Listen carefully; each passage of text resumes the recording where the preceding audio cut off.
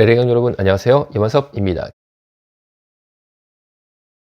김병관 더불어민주당 전 의원이 20대 국회의원, 바로 이번 국회의원 회기 바로 직전이죠. 그때 2018년 남성 A씨에게 강제로 입맞춤한 혐의로 재판에 넘겨졌습니다. 그러니까 남성 A씨에게 김병관 바로 직전 더불어민주당 의원이죠. 이분이 강제로 입맞춤을 시도한 것은 사실로 인정이 됐다라는 거죠. 그런데 김병관 더불어민주당 전 의원은 사실은 2020년 박원순 시장이 서울특별시 경제부시장으로 임명할 예정이셨는데 박원순 시장의 자살로 임명이 무산됐습니다. 그러니까 만약에 박원순 시장께서 살아 계셨다면은 김병관 더불어민주당 의원은 20대 국회의원을 마친 다음에 현재는 서울특별시 경제부시장이라는 서울시를 굉장히 뭐라고 할까요? 이렇게 움직일 수 있는 그런 위치에 가 있었겠죠. 그런데 이분이 사실은 동성 성추행을 한 거죠. 그런데 동성 성추행을 할 정도면 동성애자라고 봐야 되지 않겠습니까? 뭐 당연한 거 아니겠어요? 자, 그런데 이분이 만약에 서울시의 서울특별시 경제부시장으로 활동하셨다면은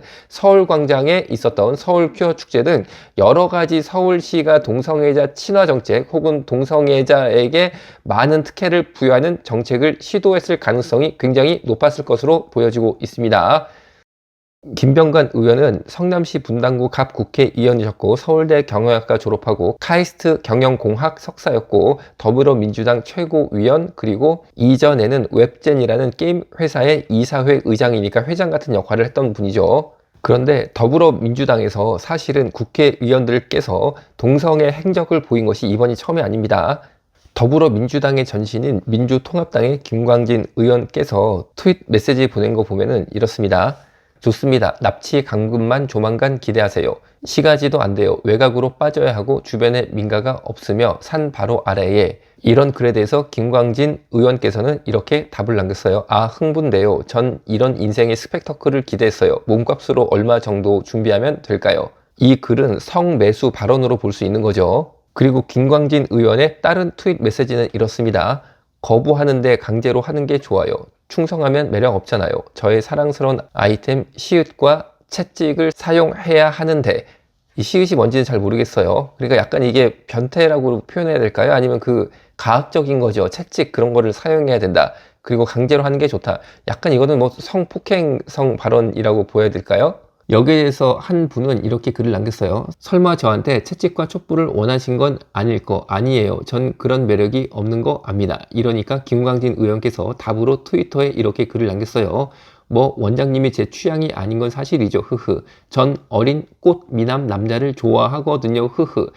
어린 꽃 미남 남자를 좋아한다. 동성애적 발언이죠. 그리고 김광진 의원은 이런 글을 남기도 했는데 가끔 나도 여자 후배를 껴안기도 하고 남자 후배들은 옷을 벗기기도 하는데 당시의 정황을 떠나 일순간 성범죄자가 될 수 있겠구나 하는 생각. 자, 그러니까 여자 후배 껴안기도 하고 남자 후배들 옷을 벗기기도 한다. 그래서 약간 양성의 성향을 보여주나 이런 의구심도 듭니다. 그리고 또 다른 트윗 메시지에는 이렇게 기록을 하고 계세요. 어떻게 사랑해줄까? 이따 저녁에 럭스 모텔 203호에서 기다려. 깨끗이 씻고 있어. 그런데 이 글의 문제점이 뭐냐면은 김광진 의원이 어떻게 사랑해줄까? 이따 저녁에 럭스모텔 203호에서 기다려. 깨끗이 씻고 있어. 라는 트윗을 딱 보냈잖아요. 그런데 이것을 받은 사람이 남자로 생각이 된다라는 거죠. 왜냐면은 받은 사람이 이렇게 글을 남겼기 때문입니다. 형 거 내용이 좀 진해요. 형이라고 표현하고 있어요. 그러니까 남성끼리 보낸 메시지로 생각이 된다라는 거죠. 이것도 동성애 성향으로 의심될 만한 그런 대목입니다. 또 다른 김광진 의원의 트윗을 보면 이렇습니다. 노예 이런 거 좋아요. 일단 벗고 수갑과 채찍을 아까 시읒이 수갑인 것 같아요. 일단 채찍, 수갑, 개목걸이, 양초 준비해 주시고 양초는 양초물을 뜨거운 거를 떨어뜨리면서 화상을 입히는 것을 좋아하는 변태 성역자들이 주로 쓰는 아이템입니다. 비디오 카메라도 있어야 할 듯 막 찍고 막 그러는 모양이에요. 뭐 복장은 걱정 마셈. 5일간 안 입어도 되니 경찰쌤 운동 좀 했죠? 난 몸 좋은 사람 좋아하니까. 그러니까 무슨 경찰하고 뭐 이런 행동을 하셨나 봐요. 그러니까 현직 경찰이랑 김광진 의원이 좀 이런 행동이라고 할까 이걸 하니까 경찰쌤 운동 좀 했죠? 난 몸 좋은 사람 좋아하니까. 이렇게 글을 남깁니다. 왠지 그런 것도 좋아할 듯. 채찍 같은 게 방에 있을지도 몰라. 잘 묶어서 사진 찍어 올려. 수갑은 곰식이 채우고 채찍은 제가 쓸래요. 상대편 경찰이라고 표현된 그분 애명이 곰식인가 봐요. 그러니까 이름이 남자 같죠? 곰식이. 수갑은 곰식이 채우고 채찍은 저, 그러니까 김광진 의원이 쓸래요. 이런 겁니다. 이런 글도 있습니다. 잘 몰라서 그래요. 원래 이렇게 겉으로 부드럽고 착할 것 같은 사람이 밤마다 채찍 들고 수갑 채우고 하는 겁니다. 다음에 술 먹을 때 채찍과 수갑 꼭 챙겨 오길. 간호사 옷하고 교복도. 간호사 옷 교복? 와, 진짜 주여. 전 그런 것보다 지하실 좋아요. 철장도 있고 채찍 같은 것도 있고.